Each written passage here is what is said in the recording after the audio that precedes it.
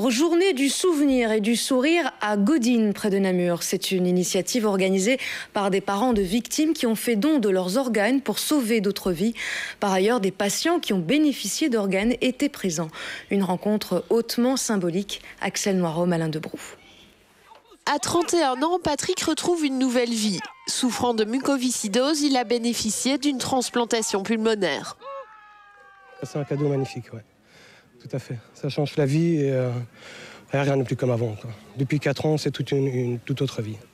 Un bouleversement et des perspectives d'avenir que tous ces patients retrouvent enfin après la maladie. Aujourd'hui, ils se dépensent autant que les autres. J'ai été greffé il y a 12 ans. Et de là débute une nouvelle vie. Donc pouvoir faire du sport, avoir des gestes, je veux dire, comme tout le monde, et profiter de la vie. Toute la journée, des activités sportives sont organisées. Une initiative prise par les parents de 2 jeunes de 25 ans, Gaël et Cédric, décédés il y a quelques mois. Ils avaient décidé de donner leurs organes. Ce qui est dur à accepter a été d'accepter le décès et la fatalité du décès brutal, qui n'était pas un décès après une maladie.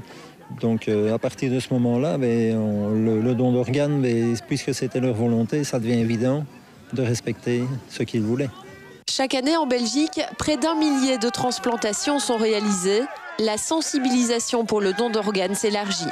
Depuis la campagne Belle de Nord, le nombre de personnes qui sont inscrites en volonté express pour donner leurs organes est passé de 6 000 à 60 000. Les bénéfices engendrés par cette journée sportive seront reversés à une association de transplantés pour sauver d'autres vies.